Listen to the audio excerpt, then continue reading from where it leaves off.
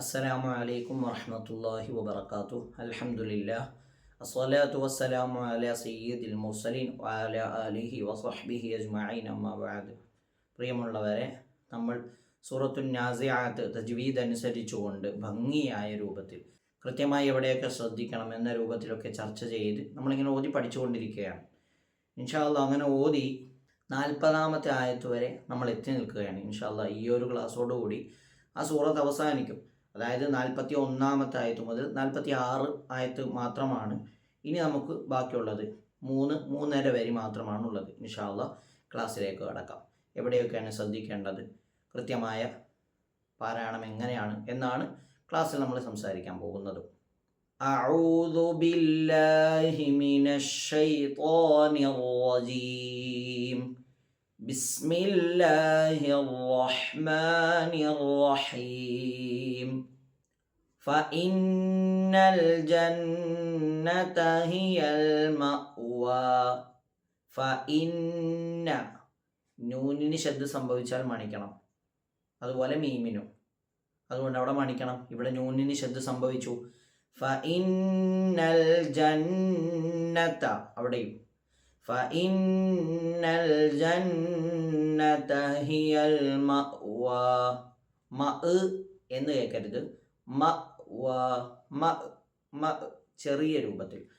ഫഇന്നൽ ജന്നത ഹിയൽ മഅ്വാ. ശേഷം യസ്അലൂനക അനിസ്സാഅതി അയ്യാന മുർസാഹാ. യസ് സീനിന് സ് എന്ന ശബ്ദം പുറപ്പെടണം. യസ്അലൂനക അനി. ഐന് ശ്രദ്ധിക്കണം. ഐനിൻ്റെ മഖ്റജ് തൊണ്ടയുടെ മധ്യഭാഗമാണ്. ഐനും അതുപോലെ തന്നെ ഹാഉം, ഈ രണ്ടക്ഷരങ്ങളും തൊണ്ടയുടെ നടുഭാഗത്ത് നിന്നാണ് പുറപ്പെടുന്നത്. യസ്അലൂനക അനിസ്സാഅതി. അനിസ്സ അവിടെയും സീന് വന്നു, അതുകൊണ്ട് സ് എന്ന ശബ്ദം പുറപ്പെടണം. അനിസ്സാഅതി അയ്യാന. ഇനി ശബ്ദമുണ്ട്, അത് മറന്നു പോകാൻ പാടില്ല. യസ്അലൂനക അനിസ്സാഅതി അനിസ്സാഅതി. ആ സീനിന് ശേഷവും ഐനുണ്ട്, തൊണ്ടയുടെ മധ്യഭാഗമാണ് അതിൻ്റെ മഖ്റജ്. യസ്അലൂനക അനിസ്സാഅതി അയ്യാന മുർസാഹാ. മുർസ സീന് ശ്രദ്ധിക്കണം. മുർസാഹാ. ശേഷം ഫീമ അൻത മിൻ ദിക്റാഹാ. ഫീമ അൻത. സുക്കൂനുള്ള നൂനിന് ശേഷം സ്ക്രീനിൽ കാണുന്ന 15 അക്ഷരങ്ങൾ സംഭവിച്ചാൽ അവിടെ ഇഖ്ഫാ ചെയ്യണം. ഇഖ്ഫാ എന്ന് പറഞ്ഞാൽ നാവ് നൂനിൻ്റെ മഖ്റജ് ഏതാ? ന എന്ന് പറയുമ്പോൾ നമ്മൾ നാവ് എവിടെ മുട്ടിക്കാം? നാവിൻ്റെ അറ്റം മേലെ അണ്ണാക്കിലല്ലേ മുട്ടിക്കാം. ഇതേ ഭാഗത്തേക്ക് കൊണ്ടുപോകണം, എന്നാൽ ഇവിടെ മുട്ടിക്കാൻ പാടില്ല. മറിച്ച് ആ അണ്ണാക്കിലേക്ക് കൊണ്ടുപോയി, അണ്ണാക്കിപ്പോൾ ഇതാണ് എങ്കിൽ ഈ അണ്ണാക്കിൻ്റെ ഭാഗത്തേക്ക് കൊണ്ടുപോവുക. അണ്ണാക്കിൽ മുട്ടാൻ പാടില്ല. മറിച്ച് ഇത്രയും ഭാഗം വരെ എത്തിയതിന് ശേഷം തരിമൂക്ക് കൊണ്ട് മണിക്കുക. ആത. അൻത അല്ല, മറിച്ച് ആത. ഇതിനാണ് ഇഖ്ഫാ എന്ന് പറയുക.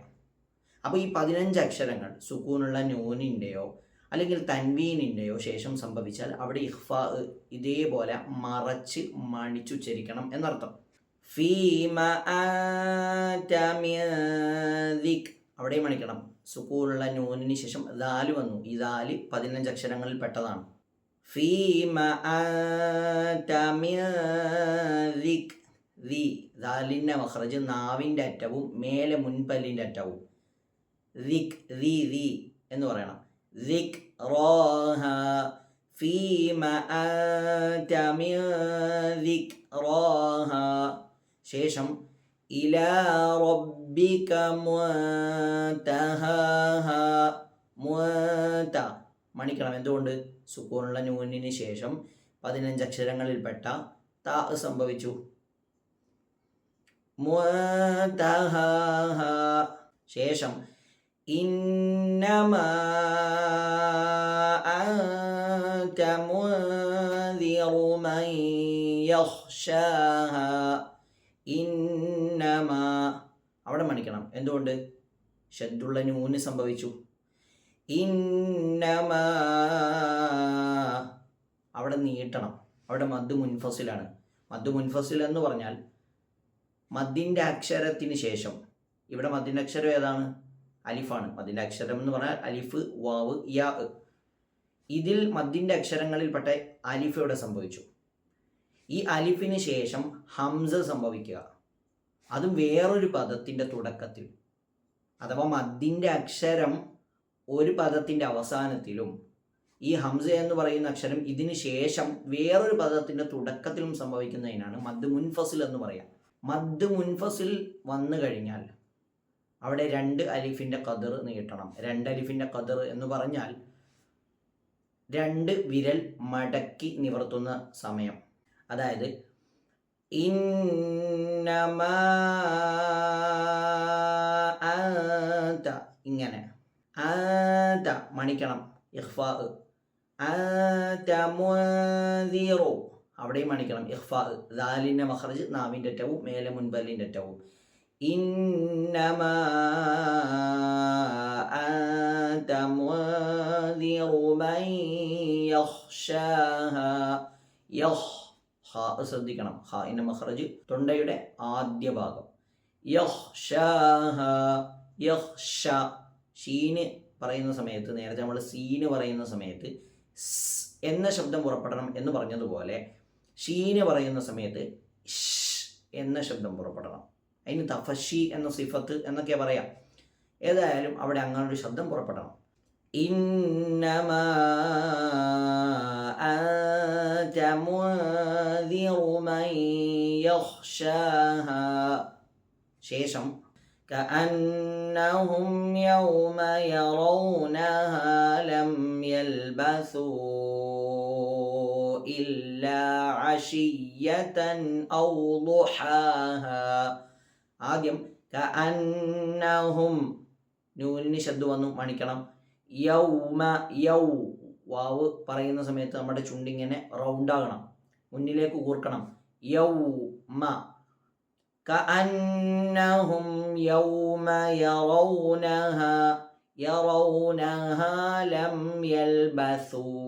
സാ എന്ന അക്ഷരത്തിൻ്റെ മഖ്റജ് നേരത്തെ നമ്മൾ ദാലിൻ്റെ മഖ്റജ് പറഞ്ഞതുപോലെ നാവിൻ്റെ അറ്റവും മേലെ മുൻപല്ലിൻ്റെ അറ്റവും തന്നെയാണ്. യൽബസൂ, സ. യൽബസൂ മദ് മുൻഫസിൽ, മദ്ദിൻ്റെ അക്ഷരമായ വാവ് ഒരു പദത്തിൻ്റെ അവസാനത്തിൽ സംഭവിക്കുകയും ആ മദ്ദിൻ്റെ അക്ഷരമായ വാവിന് ശേഷം വേറെ ഒരു കലിമത്തിൻ്റെ തുടക്കത്തിൽ ഹംസയും സംഭവിച്ചു. ഇതിനാ മദ് മുൻഫസിൽ എന്ന് പറയാം. അപ്പോൾ ആ 2 അലിഫിൻ്റെ ഖദർ, അഥവാ ഒരു വിരൽ നിവർത്തി മടക്കി രണ്ടാമത്തെ വിരൽ നിവർത്തി മടക്കുന്ന സമയം. ലം യൽബസൂ ഇല്ലാ അശിയ്യതൻ. ഐന ശ്രദ്ധിക്കുക, തൊണ്ടയുടെ മഖ്റജ് പറഞ്ഞു, തൊണ്ടയുടെ മധ്യഭാഗത്ത് നിന്നാണ് പുറപ്പെടുന്നത് എന്ന്. ഇല്ലാ അശിയ്യതൻ, അശിയ്യതൻ യാഇന് ശബ്ദം കൊടുക്കുക. അശിയ്യതൻ ഔ ളുഹാഹാ, ഔ ലു. ലോദിൻ്റെ മഖ്റജ് നാവിൻ്റെ സൈഡ് ഭാഗം, അതായത് നാവിപ്പോൾ ഇങ്ങനെയാണെങ്കിൽ ഈ സൈഡ് ഭാഗം മേലെ അണപ്പല്ലിൽ തട്ടിക്കാം, സൈഡിലുള്ള അണപ്പല്ല് തട്ടിക്കാം. ഔ ലു ഹാ. ഇവിടെ ശ്രദ്ധിക്കേണ്ടത് ആദ്യത്തത് ഹ ആണ്. നേരത്തെ നമ്മൾ പറഞ്ഞു എന്ന ശബ്ദം പുറപ്പെടുന്ന ആ ഹ ആണ്. രണ്ടാമത്തെ സാധാരണ നമ്മൾ പറയാറുള്ള ഹ ആണ്. അതുകൊണ്ട് ഹഉം ഹാഉം കൃത്യമായി വ്യത്യാസം കേൾക്കുന്ന ആൾക്ക്, അഥവാ നമ്മുടെ ഓത്ത് കേൾക്കുന്ന ആൾക്ക് തിരിയുന്ന രൂപത്തിൽ തന്നെ കൃത്യമായി വ്യക്തമായി അവിടെ പാരായണം ചെയ്യണം. ഇല്ലാ അശിയ്യതൻ ഔ ളുഹാഹാ, ഇങ്ങനെ. സദഖല്ലാഹുൽ അലീം. എന്തായാലും സൂറത്ത് കഴിഞ്ഞു. അല്ലാഹു തആല നല്ല രീതിയിൽ അത് മനസ്സിലാക്കാനും ഖുർആൻ പാരായണത്തിൽ അത് കൊണ്ടുവരാനും ജീവിതത്തിൽ പകർത്താനും ഒക്കെ തൗഫീഖ് നൽകട്ടെ. ആ ഖുർആൻ്റെ തൃപ്തി ലഭിക്കുന്നവരിൽ അല്ലാഹു നമ്മൾ ഉൾപ്പെടുത്തട്ടെ. എല്ലാവരും ദുആ ചെയ്യുക. അസ്സലാമു അലൈക്കും വറഹ്മത്തുള്ളാഹി വബറകാതുഹു.